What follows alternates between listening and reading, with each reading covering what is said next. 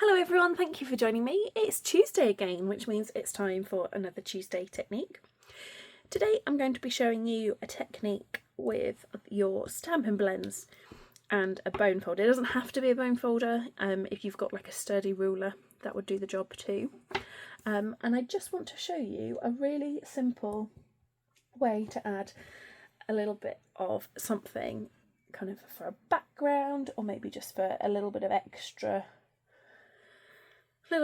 colour in a project, and it's creating your own splat. So I've got a couple of different Stampin' Blends here. This technique works best if you've got a Stampin' Blend that's got some ink in it.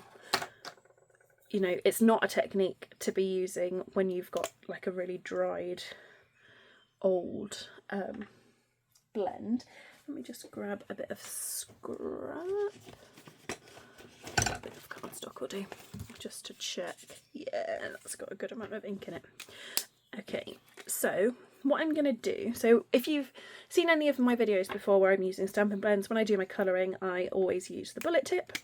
I prefer it. It's entirely personal preference. You can use either end to do your colouring, but for this technique I'm going to be using the brush end. Now, there's a couple of different ways that you can do this. You can do it where you're actually flicking the tip of the pen. I don't like to do that. I think if you do it too often, then you're going to damage the tip of your pen. And actually, if you're using a blend that's got plenty of ink in it, you should be able to get a good splat without having to faff about with the tip. That is definitely a technical term. So I'm just going to use my grid paper here.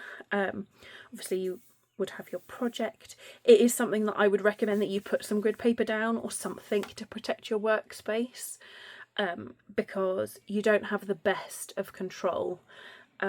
So it's not a technique for when you're wanting kind of something really precise, but it is a fun one to just add a little bit of extra something. And all I'm going to do is I'm going to hold my pen in my non-dominant hand, and then with my dominant hand I'm going to use my bone folder. Like I say, you could use a sturdy ruler instead, and I'm just going to tap. Oh, that's not how you do it. I didn't have a good enough hold, so you need to have quite a good hold of your blend, and then you're just going to tap your blend, and I'm hoping that even though it's grid paper, you can see all of that splatter. So there are other ways that you could do it. You could put, another option would be, I don't think I've got my spritzer handy, but you can sort of add some colour and then add some water and then flick from a block. I might do a little video showing that another time.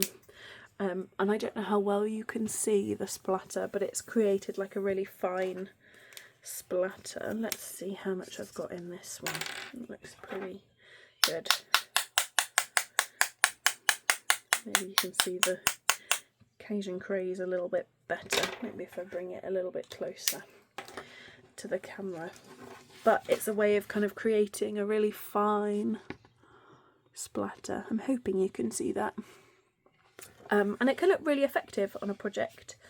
The only kind of downside is that you don't really have control of how it looks in the end. You just kind of do it until you're happy that there's enough. And I would recommend that you test it on a scrap before taking it straight to your project, because there's nothing worse than having a beautifully created project and it's like the last thing that you're adding, and then it doesn't turn out how you want it to because your blend is too dry or your blend's too wet.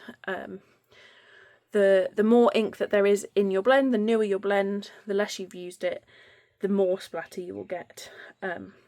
So if I was to use my old olive that I use all the time for colouring, I mean there is still a decent amount of ink in it, but I'm kind of, I've got way less out of it just this kind of little concentrated area because there's less ink in the blend. Maybe I should have done it on solid white so you could see better.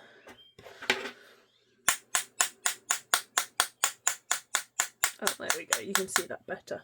So I've got quite a dry, there's still life in it, but it's drier. Whereas if we take this one, you're getting a lot more out of it because there's more ink. But it's really fun, and you can mix colours, and you could kind of create a bit of a gradient. A little bit noisy, sorry about that. But I actually really like those three colours together. That's a really nice combination. That might have to fall into a Monday Motivation colour combo. But it's just a really simple way of adding something extra.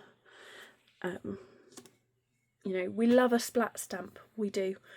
But sometimes you just want something a little bit lighter, a little bit freer than a splat stamp, and this is a really great way of doing that. So that's it for me today. That's my Tuesday technique for you.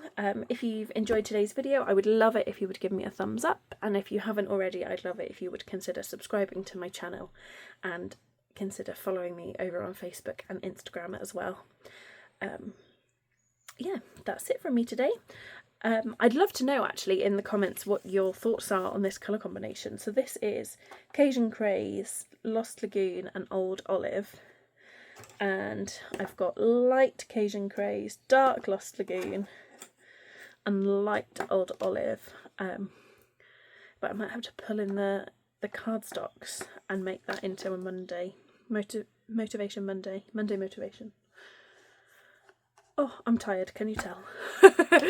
So, yeah, I'd love to know what you think of this colour combination. I think that's really fun. I think I might create some masculine cards with that colour combo. Well, thank you so much for joining me. I do hope you will join me again next week for the next Tuesday technique. Thanks so much. Take care. Bye.